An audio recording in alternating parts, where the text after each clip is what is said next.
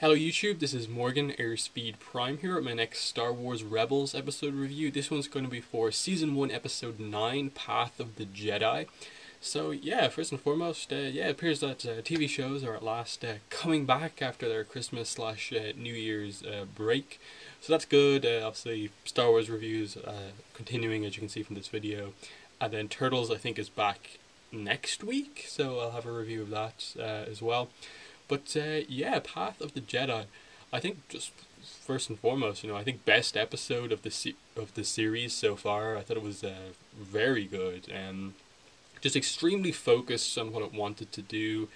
Didn't feel the need to have a side plot to include the likes of Zeb, Sabine, Hera, even though they're kind of in the episode through visions.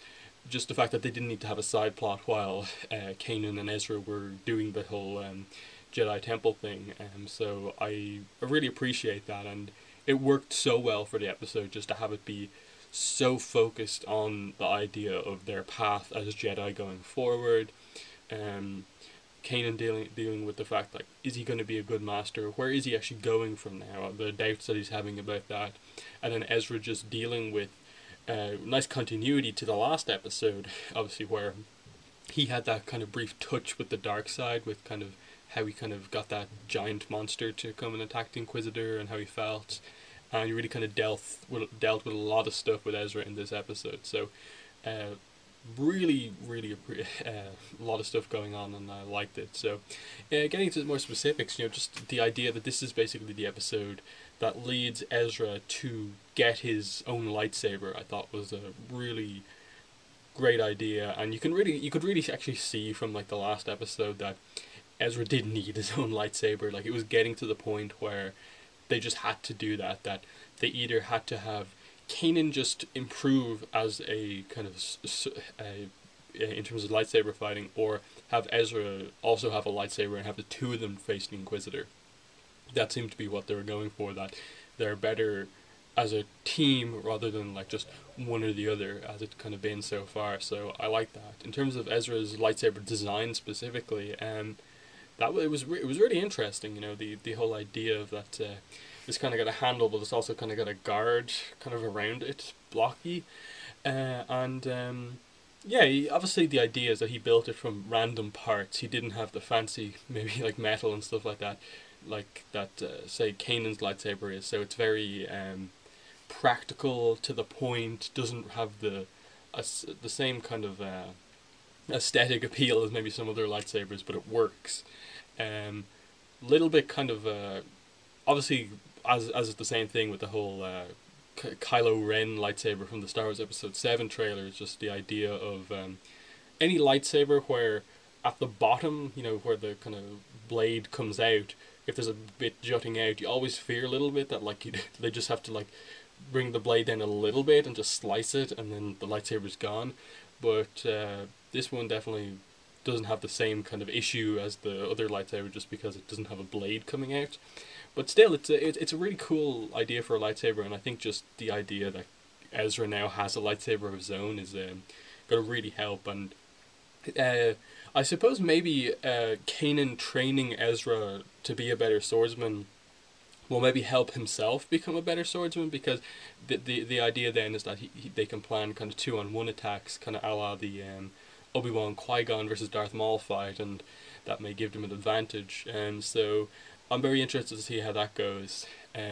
Just in general in the future, just seeing the two of them now with lightsabers. And they gave Ezra a blue lightsaber, which makes sense since he's going to be involved in fighting, when the green lightsaber is more for people who are just very consumed by the Force and stuff like that. But there's that. And then in terms of like the character arcs, obviously the key thing was that we got the voice of Yoda kind of appearing to them in this temple, and obviously Ezra finding the temple on Lothal, which was the one kind of convenient bit of the episode. It's just like, oh, it just so happens that there's a temple on the place where he lives, and the place where most of the series is kind of revolved around. But you can definitely get around that, just because like, okay, it makes sense. The idea that they're going for is that Lothal is an important place. It makes sense that there's some sort of Jedi thing there to fit everything together. But Yoda kind of appearing and speaking to both Master and Apprentice, I thought was a good idea. More focus on Ezra, obviously, because he's like the main character. But I like that they also addressed the fact that Kanan isn't like technically a Master Jedi. That he, you know, you kind of like he's barely even probably the just full on rank of Jedi Knight. Like if he even has that. So he technically is just a kind of experienced Padawan himself, as far as I'm aware, and now he's kind of been forced into the role of Master just to train Ezra, and just the idea that they went with Kanan, like what he eventually learned from talking to Yoda was just that he is not going to allow kind of Ezra to kind of sorry about that sore throat, and had it for a while, but that Kanan is not going to allow Ezra to kind of move away from his path as he has for such a long time, as is kind of explored in the A New Dawn novel. Like that really goes in depth about Kanan and how he feels that kind of feels a little bit abandoned by the Jedi just with what happened, and just kind of stays away from that.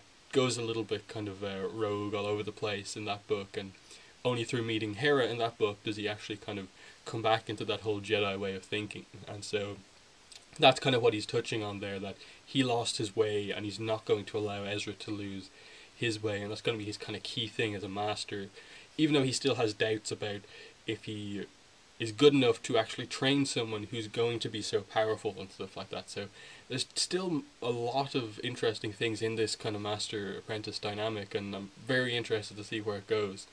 As for Ezra, obviously gets most of the time of the episode, and he experiences the visions in this temple. He sees his master getting killed by the Inquisitor. He sees the other members of the crew kind of maybe how he thinks they kind of see him in his kind of darkest moments, that they just see him as they're using him for his talents, that they don't really care about him at all, they're just using him. Well, that's not really the case, but in his kind of darker moments, that's kind of the way he feels about things, and that he then sees them killed by the Inquisitor and he's unable to do anything, and that's kind of his fear. And that now leads into, I suppose, this potential attachment issue that he's maybe going to have, but primarily the idea that they go for is that he initially thinks that the idea is to take revenge on the Empire. That's his kind of path as a Jedi, but in reality he kind of eventually figures it out through kind of Yoda speaking to him, that what he really is about putting others before himself and giving to others and wanting to protect everyone else, because I really like the line that he says. It's just like that they're not kind of selfish at all.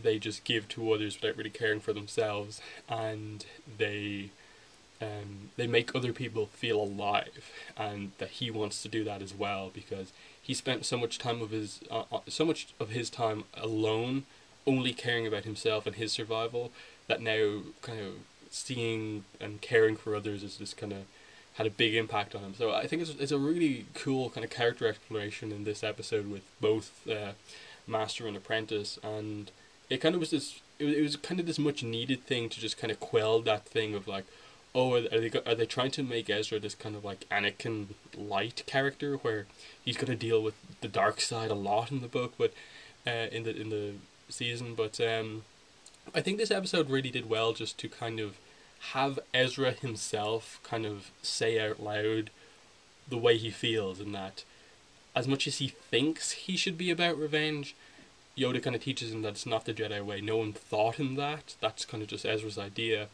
And in reality, what he truly wants to do is to obviously help other people and make other people feel alive, and kind of just embrace the way that he is now on, in that he's not alone, he doesn't have to be alone anymore, and in many ways his biggest fear is now not having other people around, which is a big change compared to early on in the book. Like we saw that in this whole Spark of Rebellion movie, just the kind of change as he kind of first interacted with these characters, going from being selfish, only caring about himself, to actually caring about these people and helping them. So it just overall was a really good episode. The inclusion of Yoda I actually really liked. I was kind of wondering throughout the episode, were they going to go with the idea that maybe like he appears to them in a vision, but no, they just kind of have the kind of light kind of float around the place, and his voice, and I think he's voiced by Frank Oz again rather than the guy they had in the Clone Wars. And you know, obviously, I think the original Frank Oz is better than the Clone Wars actor, but not like massively so. Like I really kind of liked the Clone Wars actor; he did a good job, but it kind of fits to have Frank Oz voiced Yoda in at this point in time.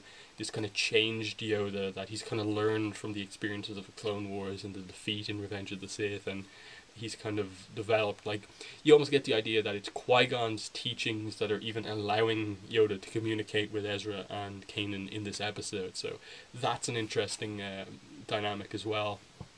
And yeah, just you kind of end the episode with the two of them walking off. Ezra's kind of like, shouldn't we use that place as a base of operations? But Kanan saying that, you know, that's a thing of the past, and they're gonna go forward from here. So I suppose the idea that they're going for is that the Jedi Order can't just return to the way it was before. That they can't just, okay, we'll re-inhabit all the temples again and everything will be the same. That's a thing of the past. We have to go forward. This is the new Jedi Order we're going for. Something like that. That you just kind of try and be Jedi in new ways and not just fully take on the teachings of the past completely. But yeah, overall, really, really good episode. I just overall, you know, it was so focused. It was so character focused, and the character focus was good in the episode that it just definitely for me probably takes the top spot. I think before it was Rise of the Old Masters because of how awesome the fight was, and it was the first kind of meeting of the Inquisitor, first big battle. But in this one, you had like a battle in the visions. You had all these kind of moments of character development, plus the kind of big, awesome moment of just Ezra getting his lightsaber, getting the crystal from Yoda and stuff like that. So, yeah, it was just cool. And I also liked, in addition, on the lightsaber thing, that each member of the crew gave him some materials slash kind of pieces of technology to actually make the lightsaber with. That was a kind of cool thing, because it's now that the lightsaber maybe represents so much to him now, because he made it, but it's made from things given to him by people that are important to him, like the crystal from Yoda, and then the actual rest of the materials around it are given to him by other people, and then the blade is the same color as Kanan's blade as well. So there's some really cool kind of symbolism, I suppose, with the lightsaber. But yeah, and just in general, you know, you probably know, as I said in previous reviews, lightsabers are like, for me, the coolest thing in Star Wars, and so seeing another character get a lightsaber is just amazing for me. But yeah, great episode. Definitely in the comments, let me know what your thoughts were on the episode. But for now, that's been the review. Thanks for watching, and bye.